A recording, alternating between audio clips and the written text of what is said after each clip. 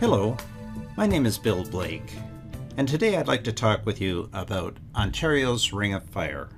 In case you're wondering, I'm a former Director of Education in Northern Ontario. I have worked with the First Nations along the west coast of James Bay for some 10 years in helping them improve their educational systems, and I am now a Senior Consultant with Norquest Associates. Here is the province of Ontario. In area, it is over 1 million square miles, making it the second largest province in Canada after Quebec. Of that territory, more than 197,000 square miles is covered by water. This amounts to about 1/3 of the total world supply of fresh water. Living in this province are some 13.5 million people, most of whom live along the shores of the St. Lawrence River and the north shores of the Great Lakes. Less than one person per square mile lives in the vast far north, this area up here. Since the early 1900s, the Precambrian rocks of the Canadian Shield, essentially south of this line, started to attract daring prospectors who discovered vast mineral wealth. Major finds included nickel and copper in the Sudbury area, gold in Kirkland Lake, silver and cobalt in Cobalt, and gold and copper in the Timmins-Porcupine area. Settlement and transportation networks followed, and today these areas continue to prosper. But the Canadian Shield continues to attract exploration for its underground riches. And in the late 1900s, diamonds were discovered near Attawabscat, right about here. They discovered 18 kimberlite pipes, of which 16 were diamond-bearing. The Victor mine is owned by De Beers Canada and is an open-pit mine. It was started by De Beers to extract the diamonds from one of these kimberlite pipes. It is Ontario's first diamond mine and the second in Canada for De Beers. The mine reached full production in 2008 and in 2009 was named Mine of the Year by Mining Magazine. And exploration continues. This is the site of the Victor mine. Then they started looking for more diamond deposits to the west of this site. What they found were deposits of copper and zinc. A flurry of prospecting led to further huge deposits of copper, nickel, gold, platinum, and the extremely rare mineral chromite. This is the area here. It is so large and the deposit so valuable that the area was named the Ring of Fire after the Johnny Cash ballad. Its size, at 5,120 square kilometers, is about 2/3 the size of Metro Toronto, including the counties of York, Peel, Halton, and Durham. Before we proceed further, we need to look at this area through the eyes of Google Earth to appreciate the vastness and emptiness. Over here is Attawabscat. Here is the Victor mine site. This is the location of McFalls Lake, which is in the heart of the Ring of Fire, and the two closest villages, Webequie and Neskantaga. This area includes both the James Bay lowlands and the Shield. The boundary line is about here, and you can see a slight change in the color of the vegetation. The lowlands are low-lying swampy grounds and marshes home to millions upon millions of Canada geese. The Shield is higher land with thinly soil-covered rock.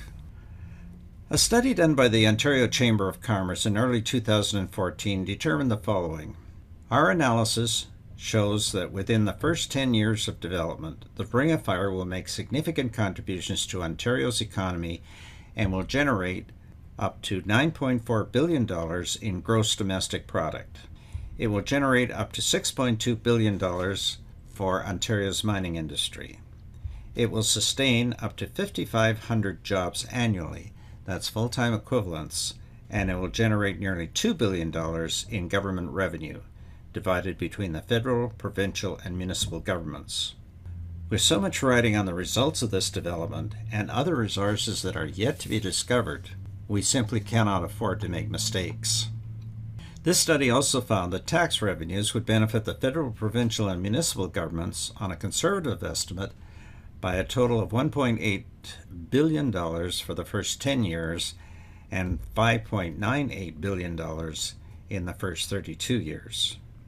The study also indicated that some mining experts estimate the true value of future mineral deposits to be double or triple known current deposits. These tax figures would therefore increase dramatically.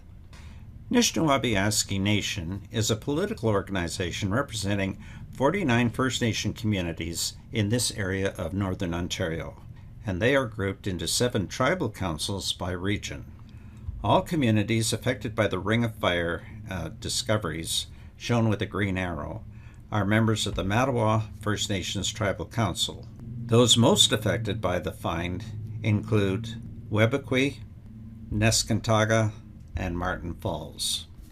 There are at present 3 major projects in the Ring of Fire area. The first is Noront Resources Eagle's Nest project. This deposit was discovered in 2007 and will likely be the first operating mine in the Ring of Fire. It is an underground mine that will produce nickel, copper, platinum, palladium, gold, and silver. The second major project is Cliffs Resources Black Thor project. It is the largest known deposit of chromite in North America, and it will be an open pit mine similar to the Victor Diamond Mine and will have an ore processing facility on site. However, Cliffs have announced a suspension of this project effective December 31, 2013, and its reopening is unknown. The third major player is KWG Resources Inc., whose deposits are known as Black Horse and Big Daddy. KWG Resources has been a pioneer in mineral exploration in the James Bay area since 1993, and these projects are chromite deposits. Because of its location, infrastructure will be critical to the success of this project, and the first component is transportation. The Ring of Fire is in an isolate northern area. There are no existing all-weather roads or rail service, so transporting the mine products will be a challenge. Noront proposes an all-season route that follows the present winter road to Pickle Lake, just about here. But Cliffs Resources wants a rail line to the CNR service near Nakina, about here.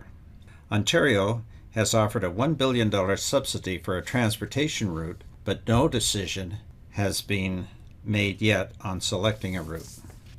The second most important infrastructure is training and education.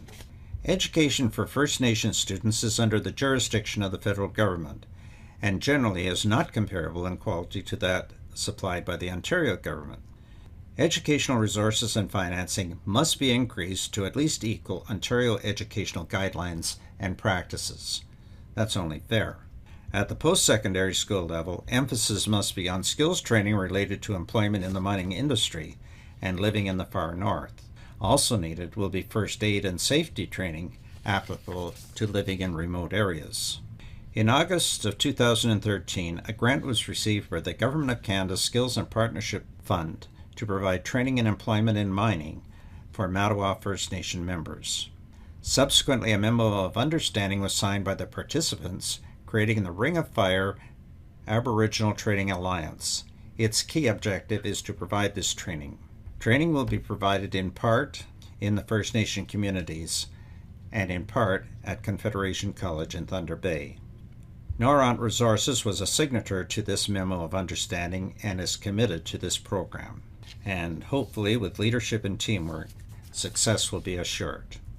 Bob Ray, now Chief Negotiator for the Mattawa Tribal Council, cautioned that in order to benefit from these riches, locals will need professional training and education, including reliable electricity and internet access. He added, "You've got to create the conditions under which people are able to participate in the workforce." In March 2014, Ontario and the 9 Mattawa member First Nations signed an agreement to move forward with a negotiation process on a community-based regional approach to development in the Ring of Fire area. This will ensure that Ontario and the First Nations can work together to advance Ring of Fire opportunities, resource revenue sharing, economic supports, plus regional and community infrastructure needs. In summary, the Ring of Fire represents an incredible potential opportunity in terms of its contribution to the economy of Ontario and Canada and the social and economic development of this area. But it will also represent significant challenges in developing the potential of the area and enlisting the support of government agencies. Major challenges will include the development of road and rail transportation arteries, education and training facilities, medical housing and social challenges. However, the benefits to the people of this area and to the future of Ontario far outweigh the short-term challenges. So thank you for watching our short video on this important development in our far north. Undoubtedly, this is but the beginning of an ongoing story, but in the meantime, just remember there is no point to the development of any land if the residents who occupy that land